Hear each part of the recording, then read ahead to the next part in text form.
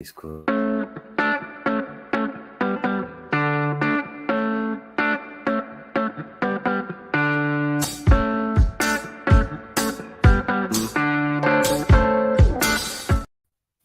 Good morning, everyone. Tonia Reeves, Australia's Cowgirl Medium, with the awesome Tony Kiss, owner of the Human Repair Shop, based in Sydney. When you need your body repaired, that's the place to go. It's pretty awesome. Very awesome. Good. Everyone loves the name. Tony always gets so much feedback on how cool the name is. And yeah, everyone loves it. So I'm excited. And I know you guys have had a massive year. And when did you actually open? Like, what date? 6 months ago, April 26th. Oh my God, that feels like it's coming up to 12 months. Yeah, it does, doesn't it? It really does. Yeah, it is really cool. Hello, Jen. How are you? Wow. Yeah, it's been a lot of feedback on the name. A lot of people are liking Human Repair Shop. They think they like the quirk of it, so that's always cool. But we're winding up end of the year. Hey, 1st of December, we're coming into officially. We can put up our Christmas trees now, Tonia and Jen. We can go crazy. If you started a little bit early, that's cool. Look, we don't mind that. It's not like you're cheating for Christmas. You just got ahead of all of us. I'll be putting up Christmas decorations today in the clinic only, not at home because we won't be home. So don't have anybody rob our house. That would be lovely. That would be really cool. Actually, I don't mind. Our insurance is pretty good. And you know what? I've got a good combination of insurance is really good and our furniture's shit. So a bit of a revamp wouldn't hurt. Yeah, good morning, absolutely. Jen. How's Tassie treating you today? We've got Jen on. We've got a couple on. Good morning, everyone. It's Thursday. It's a slow morning, I think, today. It's a good morning, though. It's a great morning. I'm good, thank you. No, ours goes up really late. Lol, hubby he likes the live tree as well. Yeah, that's a pretty good thing. I like your husband, Jen. He's pretty cool. He's very cool. Can't beat the smell of a live tree. Cannot. Yeah, absolutely. Yeah, I know. It's meant to be summer, Jen. What happened? It's not around. Sarah, good morning. I was wondering if there's anything from my dad who passed. Oh, Sarah, I'm sorry to hear that. That's always a sad one. Sarah, just to let you know, this is one of those things where Tonia doesn't actually do readings on this chat show, but you can actually get in touch with Tonia, just a private message and say, hey, I'd love to have a reading with you, and we can do that there. But we're here to talk about everything and anything that happens in our lives specifically. So I'm glad you jumped on board and asked that. Always a good one. It's a tough one when your dad Absolutely. passes. And Sarah, I often do email readings too, where I just record between 10 and 15 minutes. So they're, they're quite affordable, easy to do, and you don't have to book in. You can just jump on my website for those. So they're very popular. But yeah, I think coming into Christmas time is a hard time when we're missing our loved ones. And, it is a really, it's a really hard time. And as you can see, or a lot of people have experienced, the scammers are out. They're just absolutely nuts at the moment because they're what scammers are you saying? Vulnerability. It's really bad. Like I've had a couple that have contacted me. They've paid them like $180 thinking they're getting a reading from me. And I didn't even charge. No. So it's horrible, it is horrible. And, you feel so bad because it's your name that they're impersonating. And I really, it's just no end of drama for not just me, every other psychic medium on the planet is getting plagued by these scammers. And, Meta need to pull their finger out. I just keep saying that, as a broadcasting vehicle, they don't stop them. They don't, I can't impersonate you, Tony, but these scammers can. Yeah, that's How do they terrible. get away with it? I know that doesn't make sense. They need to stop that happening. But so it's a little bit annoying, but there's not much you can do. And I think everyone's, feeling that. But yeah, this is a hard time, and it's usually that's when all the emotions come up. Yeah, 100%. I mean, they do come up. Hello, Mel. How are you, Sarah? Yeah, Sarah was saying I have a reading booked in for November, but I had to change it. Sarah, one thing that we do chat about, obviously you missed Dad, and that's something that we can always bring up on this community show where we talk about missing a dad or missing a loved one during Christmas. it's a really sensitive time. Sarah, if you're not too familiar with who I am, I know you know who Tonia is. My background is in psychology. I'm a mental health practitioner, and now I do a lot of one-to-many, which means group therapy to many, and we help people go through hard times. So, and plus we've got a whole lot of people on this community that have had loved ones lost during, all over the year, but especially during Christmas time where it gets a lot harder. So Sarah, always happy to have those chats, and feel free to just tell us how you're feeling about Dad and what's going through your mind, and what are things that you're missing, and what are you struggling with at the moment? Because it is always a hard thing. Mel says here, she goes, I can't tell a scammer now. I get them almost daily. That's the problem, Mel. They are so clever. That you really can't tell when you're getting scammed, and they're getting more sophisticated. They're getting a lot better with what they do. They if anything, Tonia, you know best. I mean, like, how did your episode start with the Tonia Reeves hijack, we'll call it? How did the process start? That was really bad. They actually hijacked my whole page, and yeah. It was, I think, Tony, it was about 2 months, wasn't it? 2.5 months I didn't have my page for. And of course, Facebook didn't want to help. They had access. Like, I don't normally run ads, but I'd set up when we do our retreats. Sometimes I'll put it out there. So they took out, I think, they took out $850 US. They then, took over the page. It was an absolute nightmare. And I had what I felt was, like enough security, but they managed to get around that. So you only got to look at now, they're hacking everything. Like, there's just, everyone's vulnerable. So they will pick businesses that do run ads. That's one thing, because they can access the money. So that's the reason they do it. They want to get in. Too. Yep.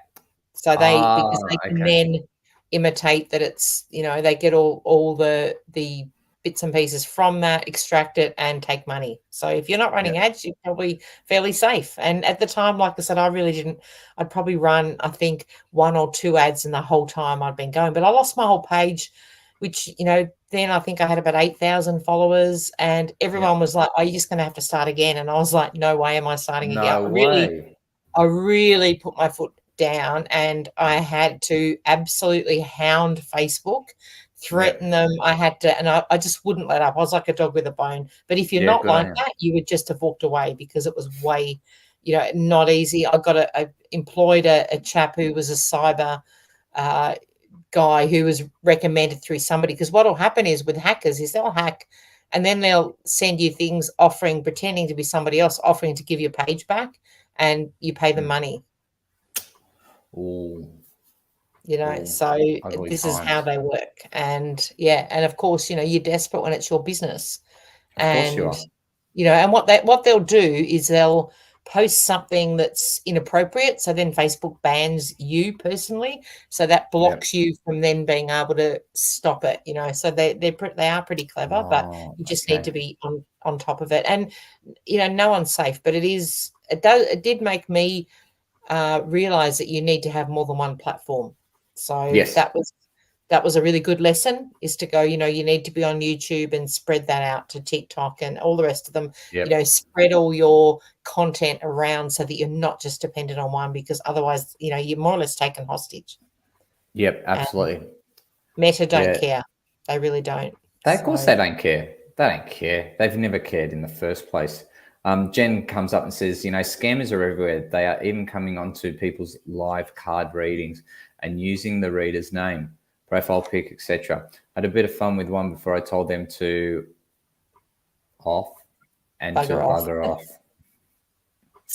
Yep. Look, and you've got to laugh. That's why I say to people, when they send you a message, really wind them up, because to me, the more we can waste their time, the more they'll get frustrated and stop doing it. Oh, look, absolutely. All the other things, you stitch the whole platform. Mel, interesting tact. I don't disagree with it. She goes, we need to start hanging people in the town square. Well, Mel, a bit harsh, but I can understand you're frustrated right now. It's a bit hardcore. And I think everyone at some point's been scammed. If you haven't, well done. But, you know what? You know who got scammed? Denmark. Denmark got scammed by Australia at 2:00 in the morning. We beat them in the World Cup 1-0, ladies and gentlemen. What a segue. So that means we qualify for the last 16 in the World Cup. Now, this is an amazing thing for Australian football. This is, we just got into the World Cup. We actually went through the most difficult way only because we played not to the best of our ability. And this team is just sort of coming together. So just getting into the World Cup, and then if you don't know how it works, there's 32 teams. They're in groups of 4, and you've got only the top 2 teams out of those group of 4 will go on to the next round of 16. We as proud Australians and as just being bloody honest, we thought there's no way we're going to qualify out of our group of 4. We'll most probably finish 4th or maybe 3rd. There's no way.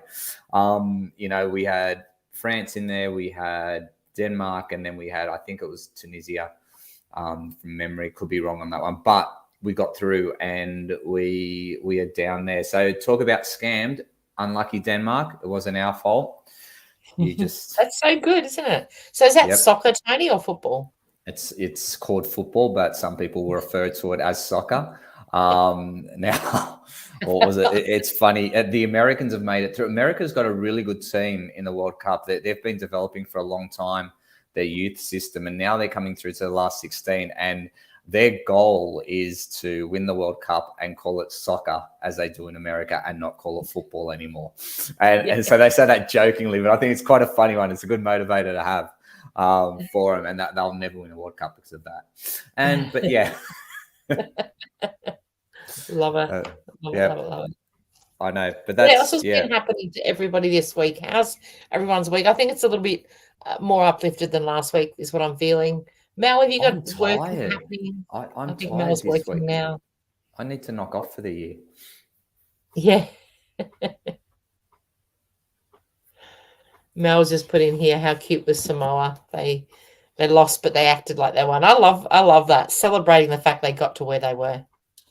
Was this in the rugby,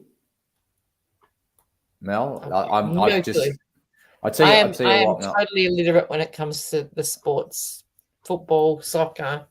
Yeah, I know there's been a lot of rugby on at the moment, rugby league, rugby union, been going on, and there's cricket going on as well. Mel, I get blindsided when the World Cup's on. I'm just like, nothing else exists. So my apologies, but they would have been good. Good on you, Mel. Working at a vineyard, lovely. Oh wow, awesome! Good on you being outside, Mel. That's more you than being stuck inside. Getting, I suppose, at least the weather hasn't been warm or too hot so far. What's everyone doing for Christmas? Has anyone got Christmas plans? Like Tony, you were going overseas to Ireland. How long for? 4 weeks. Oh, beautiful. Yeah, it'll be good. Looking forward to it. Really am. It should be a nice time. But it's interesting what Mel's saying too. Is as so many people are coming into the clinic this week so tired. It's just like, you know what? I think we've had 2 years of COVID where we haven't had the Christmas rush. We haven't had that anticipation of you've been bloody locked down, so you've had no choice to anything but to rest. And I think what we've got is Christmas fatigue coming into this, where we've got to do stuff. So it's quite interesting. But yeah, Jen's staying at home for Christmas. I'll come in your suitcase. I'll pay the extra baggage. Yes, it's a good way to do it, actually, Jen. It's not a bad way at all. Oh, okay. So Mum and Co are coming to your place for lunch, Mel. That would be nice. Do you have any traditions that you normally do? So what are you guys doing the big family thing, Ton? Is that next week or the week after? Yeah, we do that this coming weekend. So we usually do it around the first weekend in December. And then that way we spend the whole weekend. So yeah, it's a lot of fun and it's no pressure because it's not the big day. And all the kids are like so relieved because they don't have to on Christmas Day have to then add that extra, place to go to. And for the most part, if you're from a family where there's the separation, there's, you've got mum and dad, but 2 different places to go, plus, your partner's mum and dad. So there could be 4 places that some people have to visit all, to catch up on Christmas. I hope those days are over, Tonya. I reckon, you know what, one place, that's it. Let's stop stuffing around with everybody being a freaking princess and let's just go to one person's place. Now, Talking about being a princess, actually, I've got good friends. You guys are a trusted group. I'm going to put something out to the group, ladies and gentlemen. And because we all trust and love each other on this group, there's anything that you say here, I understand is a part of helping my own journey in life, being a human being. So Orla and I, no, that's okay. Orla and I, we were coming back from an ocean swim during lunch, and I said, "Oh, Orls," because in the up at the clinic we've got our fridge, and we normally have our lunches and morning teas in there and whatever we shop for the week and whatnot. And I bought a barbecue chicken the other day, which was, let's say, Tuesday, just for argument's sake, and then so we had some of that, and there was some left over because it's a whole chicken. You can't eat a whole chicken, not two of you. Make a nice salad out of it. And I said to Orla yesterday, I go, "Oh, I might go get some chicken from the charcoal chicken place, like just a quarter bit." And she goes, "Why is that?" She goes, "We've got heaps in the fridge." I go, "Yeah, but that was yesterday's." And like when I was carving up, it was a little bit dry in that. And then she said, she called me a princess. She goes, "Oh my God, you're such a princess. La, la, la." And, and then I go, "What made you say that?" Right? She goes, "Oh, you're just very particular with things, like you're particular with certain things." I go, "No, I'm not particular. I just know what I like and I know what I don't like." She goes, "Yeah, that's what a princess does." Now, so I started going back through my own head in my life to see if I've ever had princess moments. And I've had other friends, by the way, when I said this, where I remember my friend Nick, we went to a pub and it was a bolo, and it was a real shabby piece of crap bolo, which I thought was cool. And he was quite nervous. He goes, "Oh, we're going to go to this bowling club." He goes, "Tone, but you most probably won't like it. It won't be up to your standard." And Nick's known me for ages. And I go, "What the hell are you on about? What do you think? Like, I want to go to some place where it's a champagne bar or something like that?" And he goes, "No, you're just a person who is, yeah." He didn't say princess, but he said enough to say that I was a princess. And then other comments, like, "So guys, help me out here. Do I have princess-like qualities?" Ton, you go jump in. Andrew's the same. Psychologically, if something doesn't seem quite right, he's like, no, I can't have that. Like, or if he just could be a little thing that, like you say, or it looks a bit dry, or psychologically, I just knew it was dry, and it only cost $8. What do I care? Jen's put here for 4 days, yes, fresh chicken, but seriously, your food bill must be huge and your bin's full. Yeah, I get that, Jen. I just look. It's a good point. You know what we did, Mel? Actually, I said, "No, I don't want to be a princess." So we stayed with the old chicken, right? And Mel, that's exactly what we did. We got that sesame seed dressing, right? Mate, smashed it. Just put it on that. Put a whole lot of that on the chicken. Mel, you're all over it. That's exactly what I did. I wanted to prove a point that I wasn't a princess. And it was, at least, you're not a princess if you didn't insist. If you insisted and point blank refused to eat that, that's a princess. Thank you. Internally, I did that. Fucking had a tantrum. Andrew would have been, there's no way I would have gone to eat it. He doesn't really eat chicken anyway, but. Yeah, that's fair enough. See, Jen's on the same page. Just add some mayo. That's what we did, Jen. That's what I did because I don't want to prove a point. I'm not a princess. Mel got a puppy. Mel, what happened to your other little puppy? I loved your little Jack Russell fluffy little girl. Where is she? Peppy. She can come and stay with me. Love that one. But the new one sounds amazing too. It's a Benton Terrier. What made you get a new puppy, Mel? What's the go? What's the fill me in? Mel's allergic, so I know with her last one, I think that she had trouble. Oh, you still have Luna? Okay. Yeah, Luna's gorgeous. Yeah. Jen, just go back or make a toasty with cheese, chicken, and mayo, and even avo. Oh, yeah, good point. Jen, last time you did this to us, I had to go from after the feed, go to the thing and toast up some avocado and something on toast, and it was bloody nice, I have to say. It's good. Jen's pretty good. Second breakfast I had to have. Jen, I agree with that. The only thing is I'm having a bread-free week this week. I'm not eating bread this week. I don't know why. Yeah, see? So great idea. Good suggestion. Oh, brie and cannabis. You know what? You're thinking more turkey, Jen. I know what you're thinking. Yeah, the brie and the cannabis. Yeah. And then you use cranberry jam or sauce on top. Beautiful. You know, I know what you're saying. It'll turn any dry chicken into something voila, as we like to call it. Mm. Yeah, go for it, Mel. Brie. That would be cute. That would be very, very cute. Oh, yeah. Very, very cute. A bit of a mixture, because I know Luna's beautiful. They would make beautiful babies. Hey, I was just wondering, has anybody ever jumped onto a Can2 event? Can2 is a charity event where you can jump in and do your first run or your first swim, and you raise money for some great charities out there, curing cancer, I believe it is, but don't quote me on that. And you can be a novice, and basically there's people who are going out who are going to do their first ocean swim. So you do an 8-week program. You join up, you're just one of the community members. You join up, 8-week program, and they throw you into a swimming pool with trainers and coaches and everything and support staff. And then at the end of the 8-week program, you go and do a 1 kilometer swim in the ocean, right? So really stepping out of your comfort zone and that. And I was quite lucky. I've had the privilege of actually doing this week. I think I've done 4 to 5 talks for Can2, and I get 15 minutes as a guest speaker to come in and to talk about mindfulness and also about performance anxiety, how to deal with that, and a little bit of core stability. And goodness gracious me, 15 minutes. To tell you what, we're jamming a lot in that 15 minutes. But it's so rewarding to see people actually step out of their comfort zone and do something else, especially when they're terrified of the ocean or they're really scared. They know they can't swim and all this.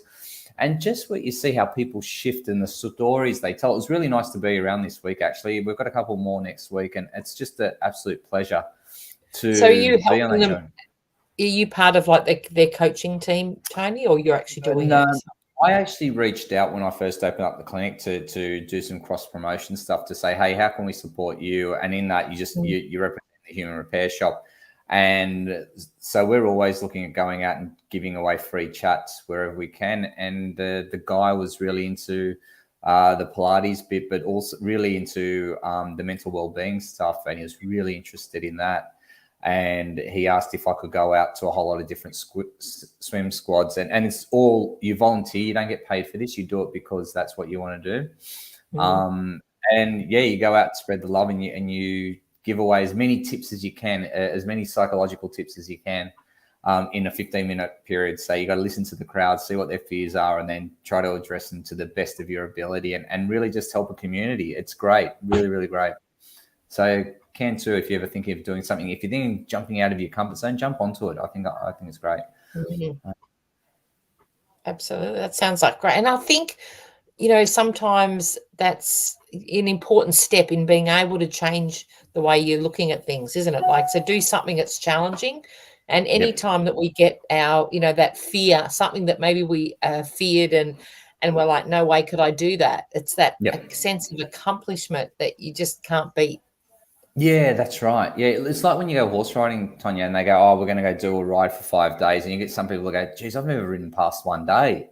And then they get to day 3, 4, and 5, and they go, oh, my God, I didn't know I could do that. And it's just life-changing for them. I think it's beautiful. Now, Mel's got some interesting news here. This is picking up a hot chook. Slaw and bread roll is Australian for CBF. I did this 2 days ago. Can't be. Time, Paul. Yeah, I know. I was going to be polite. Love it. But do you know what? It's not time for it. It's actually, you could be.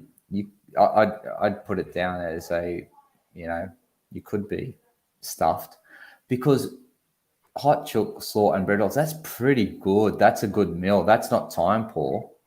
That's a good meal. If that was in a restaurant, Mel, I'd consider ordering it. Just to let you know. Anything's good when someone else cooks it, though, don't you reckon?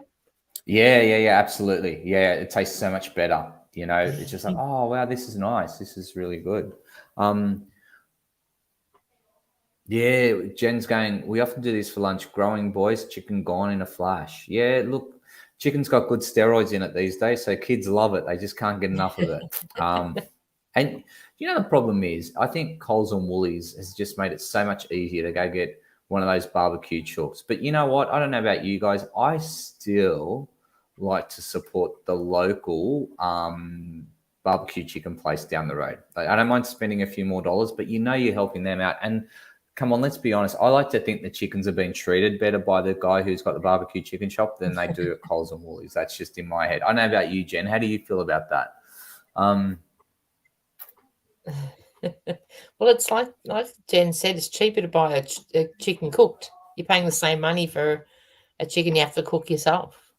Yeah, exactly. That's the whole thing. Have we lost the art of how to bake a chicken?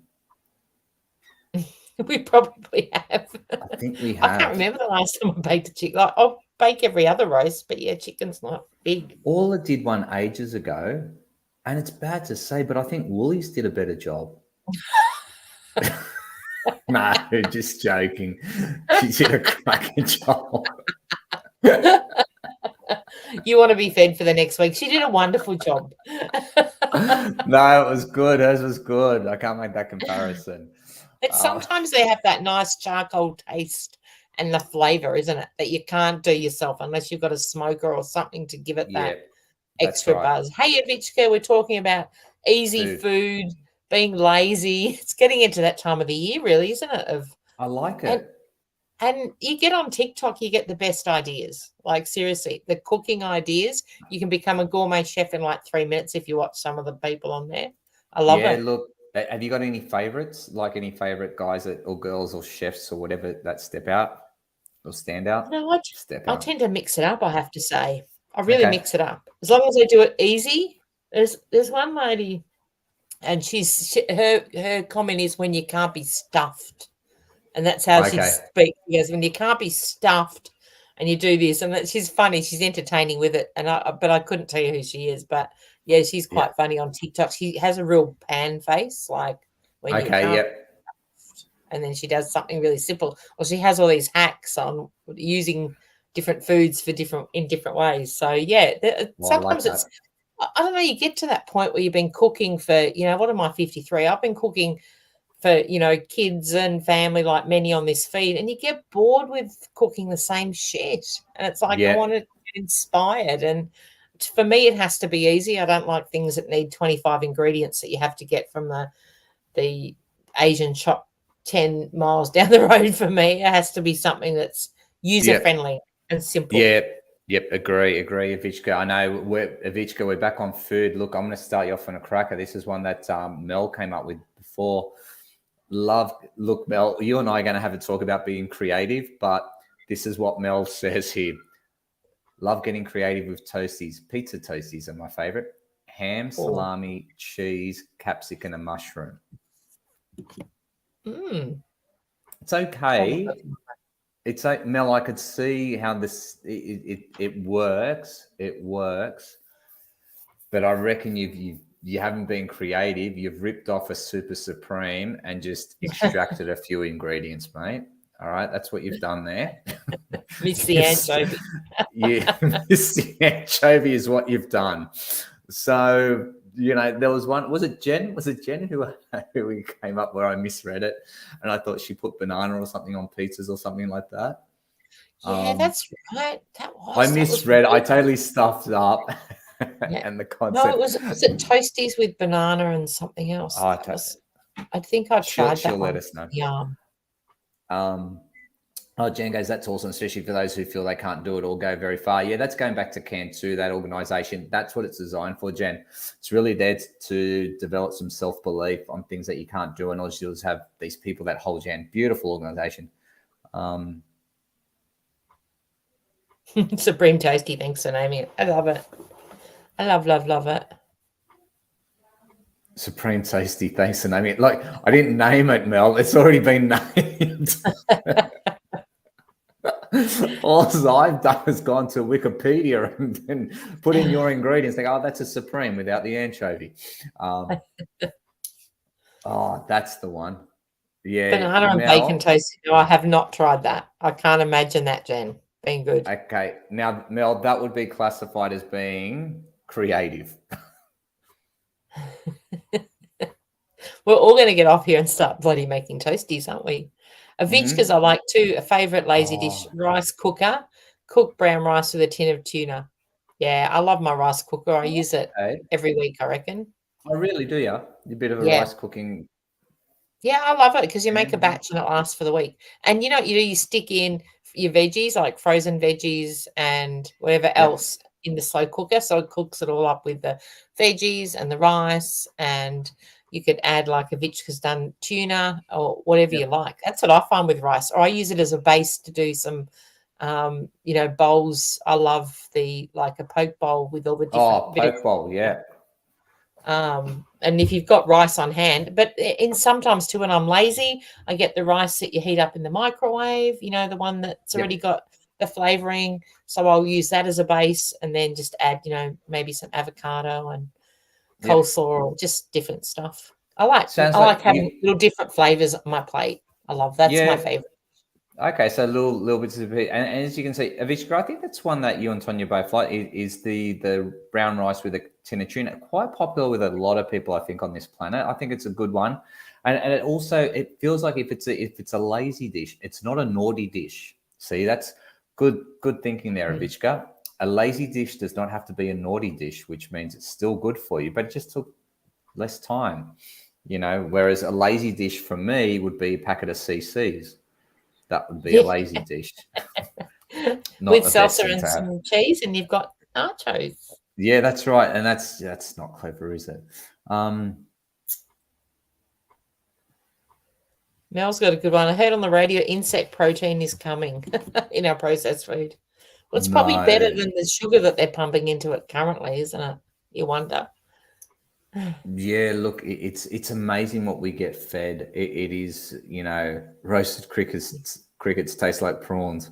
Yeah, they do, but yeah, would you want to eat them? That's the question. I don't know, but look, I remember going to a TED talk in Sydney when it was at the Opera House, and they had this thing where they actually served up things like crickets and bugs and all that, and they were cooked in a certain way, and it was about eating bugs, and you had to give it a go. And I got to say, I tried it, but I wouldn't go back to it. wasn't a Nah, wasn't a popular one. nah, nah.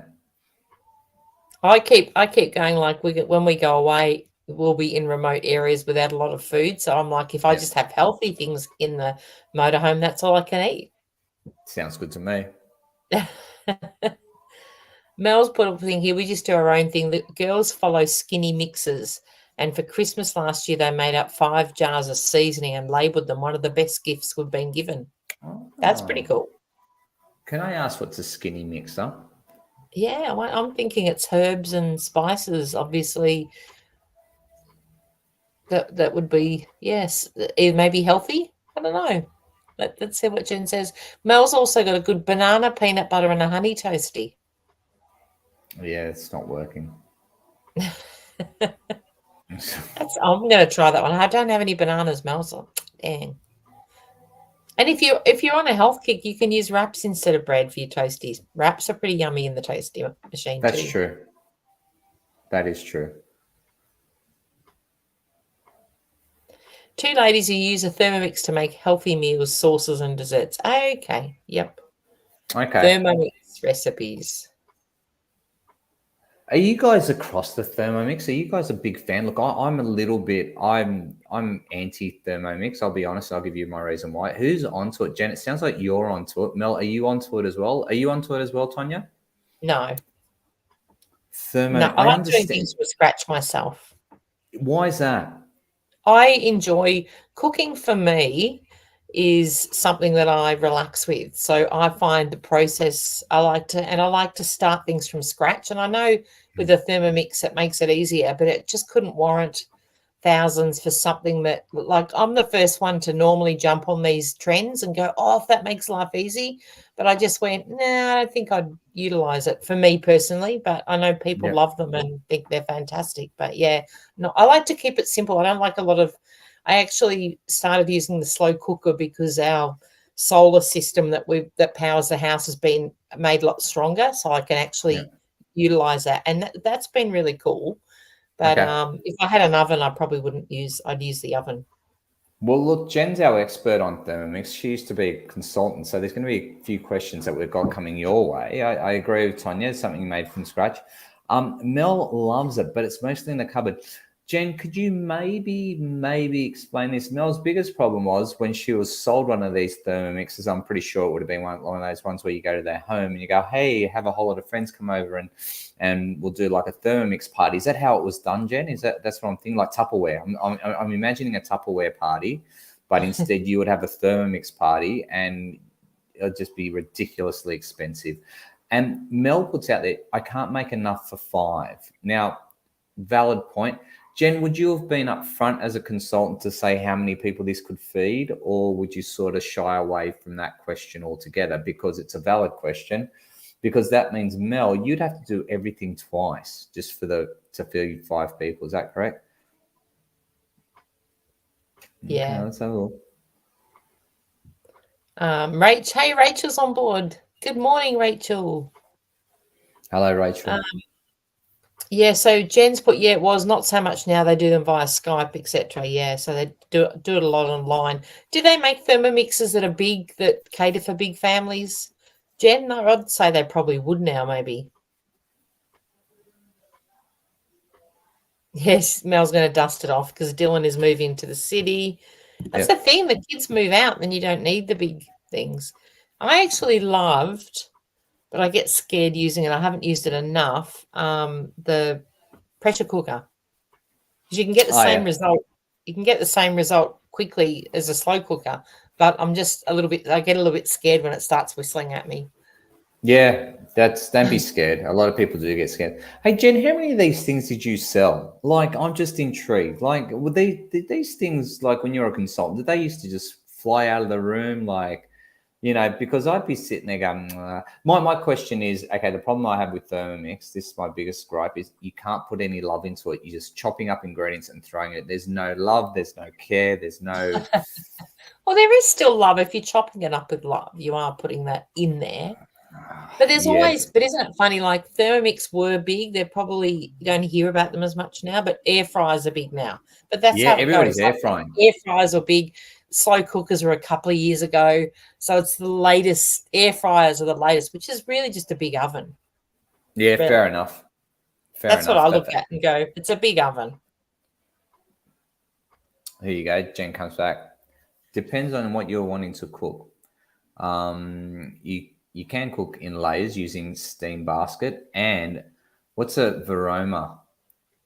2 layers on top. Can cook and put in the thermoserver. Okay.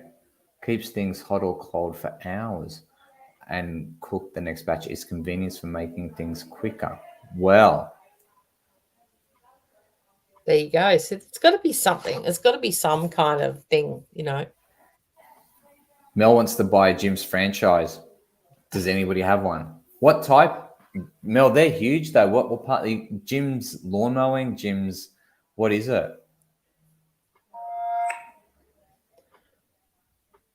Yeah, you'd have to look at how much they took out for all of the promotion and stuff. But they do great advertising, don't they? I suppose if you wanted a set and forget kind of business where they're doing the promotion for you, but you would just have to look at how much they're taking off the top. Does anyone have any experience with franchises in any form, even if it's not Jim's? Look, I would say this. It's, if you're buying a database, let's say if it's lawn mowing, okay? So Daz is looking at mowing and I'm looking at scheduling. So if I was looking at mowing, I would be looking at how quickly can you make a return on investment. So the thing that I'm looking at is do they already have a database ready to go? Are you buying clients already, or do you have to go from scratch? So that's the first thing I'd be asking. I'd be asking franchising fees, et cetera, et cetera. And I'd be looking at the most important thing is what happens if you want to quit the franchise? What happens then? What's the get out of jail free cards? They're really important. Getting into one's easy. Getting out of one can be really difficult. And then you've got to question yourself. The other thing too is Daz able to do what Jim's lawn mowing is able to do if you put in the hard yards?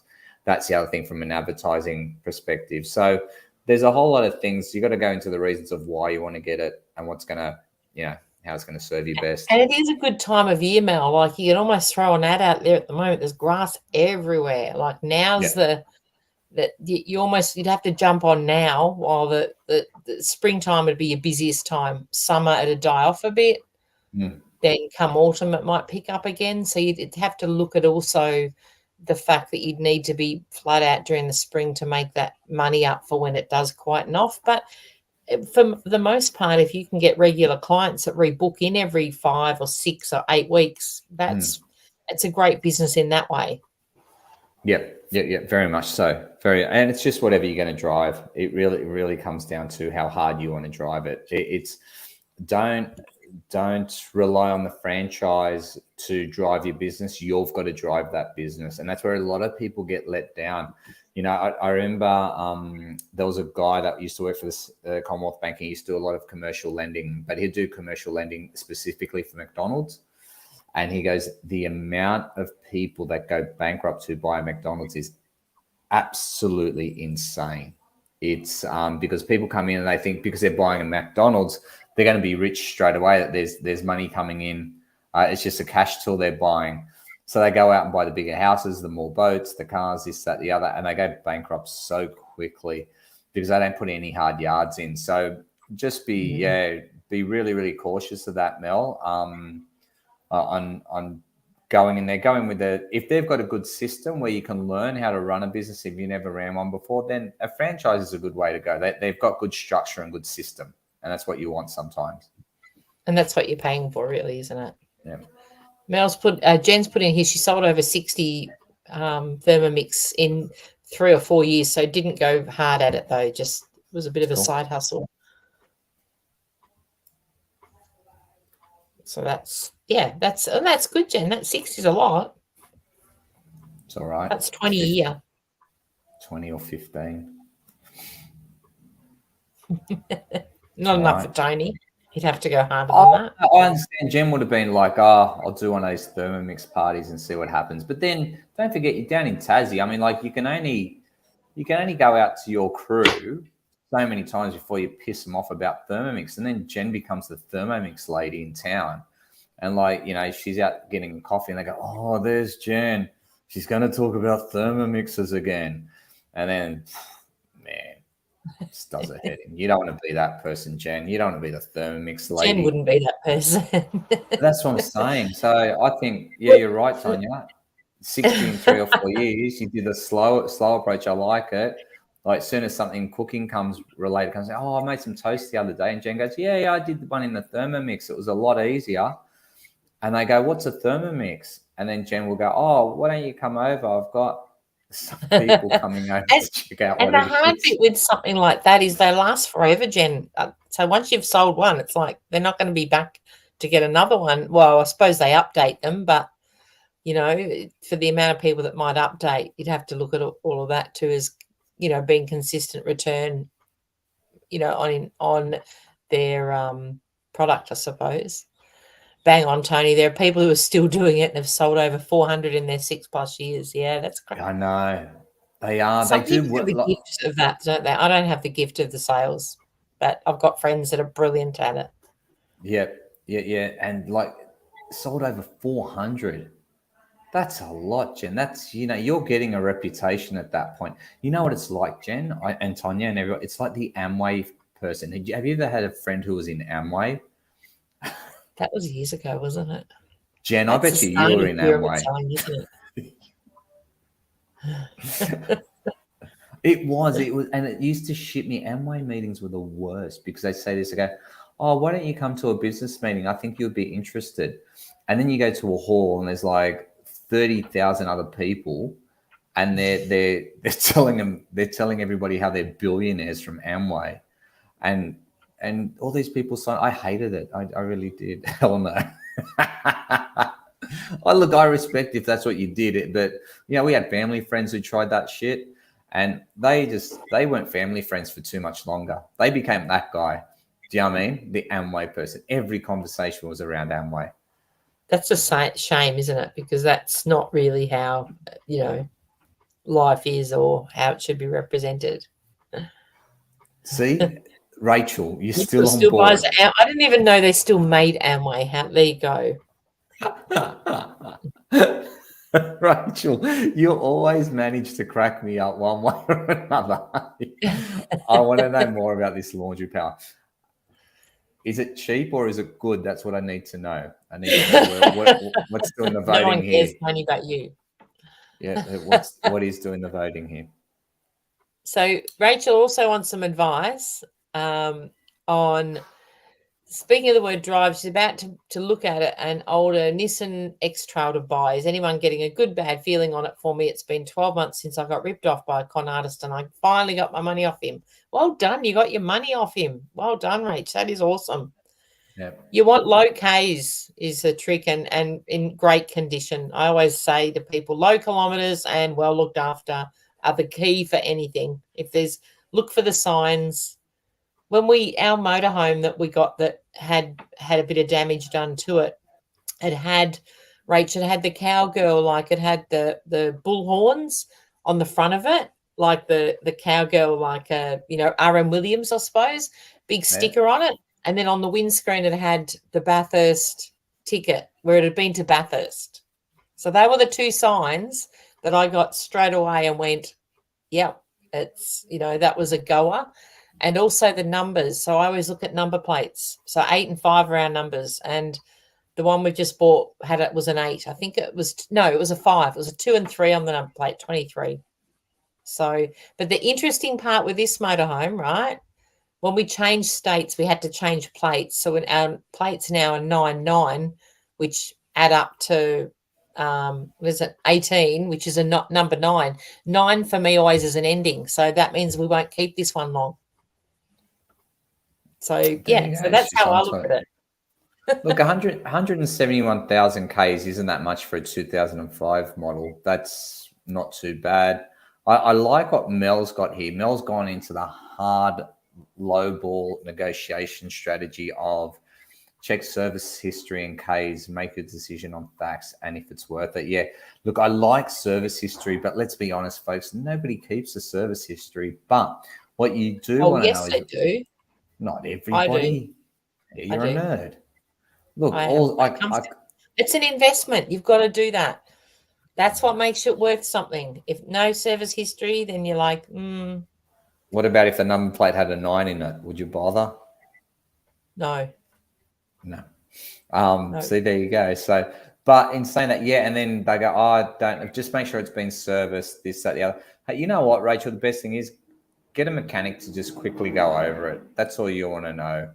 And always expect to spend an extra $500 to $1,000 after you've bought it, because you're going to want to get things done.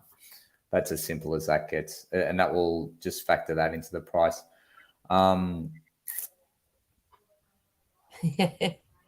Yeah, that's not bad case, but you still want to look at, because, it will be a four-wheel drive being an X-Trail, so there'll be parts and stuff that have wear and tear. But look, Rach, look for the signs. We give it to everybody else, but we don't do it ourselves. There'll be something that'll be a yes in that car. So if that's the right one, and in all honesty, with your brother up there, he'll make sure if it's a dud, you'll miss out on it. Yep. Just is it diesel or petrol? Yeah, be petrol, I reckon. Oh, maybe it is. See, diesel, that's pretty low Ks if it's diesel, right? That's what I'm saying. If it's diesel, yeah. Diesel, you can't go wrong with, but gee, the price of diesel at the moment, wow. It's pretty expensive. Timing belts are a problem with them. My auntie just had to have hers done. It's a shame she's not on the feed. I'm sure she's got an X-Trail. Petrol. Yeah, because look, motors are normally designed for at least 500,000 Ks.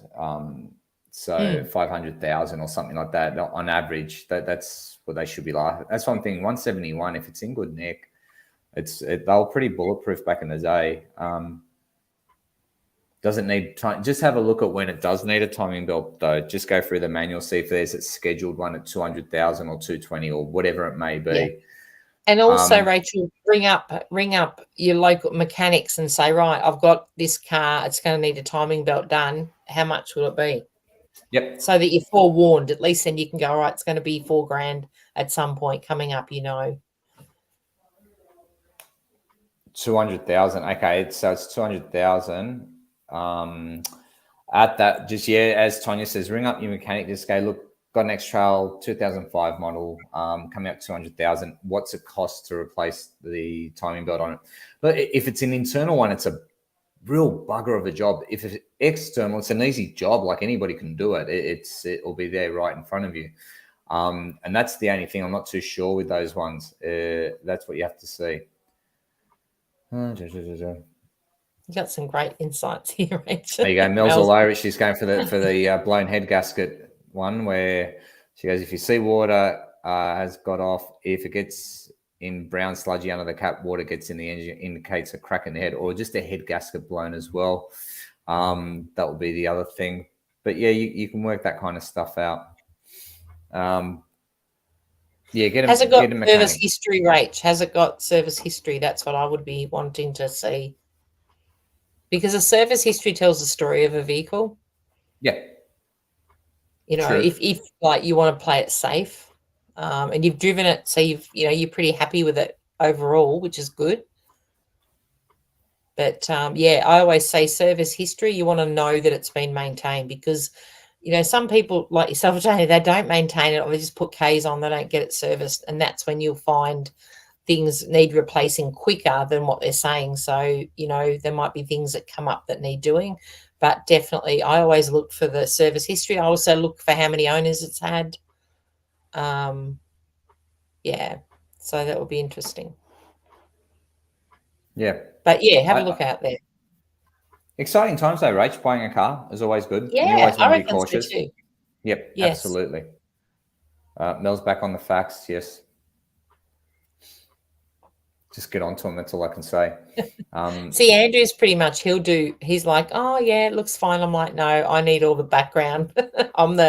I do all the detecting. But I normally, even for the kids, when they want a car, I look and find the best car for the best price. And I'll find the cheapest one that is the best. Yep, cool. So Rachel needs a car. That's what she's saying too. Look, I think if you've driven it, you're happy with it, get a mechanic. Honestly, just get a mechanic to have a look over it. Go, look, I'm considering buying this. Can you just go over it for me?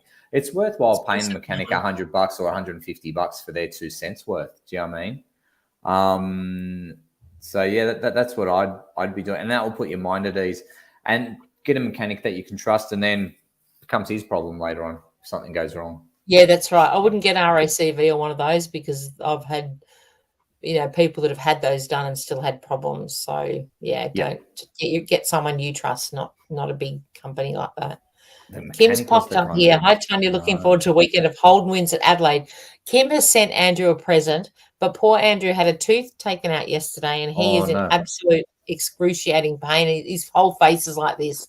So he hasn't opened it yet, Kim. I was hoping he would have opened it by today so we could have this conversation, but I'm not letting him open it till he's better, and then I'll video it for you.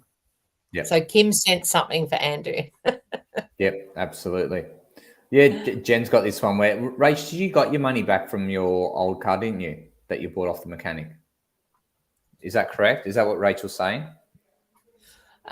She's saying that, he scammed a couple of cars. Is that right? I believe. Yeah, that's right. Jen, I'd be the same. So he's finally paid up the money. He was the con artist who was the mechanic. So, oh, wow. Yeah, used me and my sister-in-law and told me he was only helping me because of my brother, and then ripped him off. I hate people like that. It's like karma. Yep, exactly. I agree with Jen on that one. Stuff him. You got your money. It's his car. You can pick it up wherever it is. Not your problem anymore, Rachel. Absolutely. Exactly. Don't be harassed into that. Even if he has paid you, say, I'll deliver it at my time. Great comment, Jen. I agree. I just go, mate, the keys are here. The thing is here. Look, it reminds me of a comedian. Was my brother next door. Oh, geez, it's even worse. There was a comedian who was running late to get back to catch a flight. It was Louis C.K. and he had a hire car, and he had to park it just, where the taxis go and everything like that, so he could jump out and get onto his flight, which you're not allowed to. You're supposed to take your rental car back to where you picked it up from in the car park in the airport. And he rings up the guy from the rental car place as he's running to his plane. He goes, mate, I've dropped your car off. And they go, where is it? And he goes, it's in the taxi stand at the airport. He goes, you can't drop it off there. He goes, you must drop it off to us, and blah, blah, and got really up him. And he goes, mate, he goes, the way I look at it, it's your car, it's your problem. That's where it is. If you want it, it's at the taxi rank. Go grab it. So they didn't try and charge him. It was all good. They didn't care. And what can they charge him? They got his car back. Well, you imagine if you were the poor kid sitting there in the car rental place, you'd be going, oh, shit, I've got to go pick up the car. I mean, it hasn't been stolen. It's just the bastard hasn't dropped it off to us. So you would just go and go, are the keys in the ignition, or do I have to take the spares, or what? You'd have to go pick it up. That's the only choice you've got. You can charge his credit card to the cows come home. It will still not get the vehicle back to where it's got to go. So, yeah. That's right. You're not obligated. All right, we're nearly out of time. I've got a race today. I've got a few things happening and a few bookings being lead up to Christmas. It's busy. I know. Namaste, people. But thank you all once again for a lot of fun and amusement, and let's go and make some toasties this afternoon. Toasties it is. Everybody onto it. I'll kick my bread thing. It'll be great. All right. See you all later. Take care, everyone. Much love to you all, and we'll see you same place, same time next week.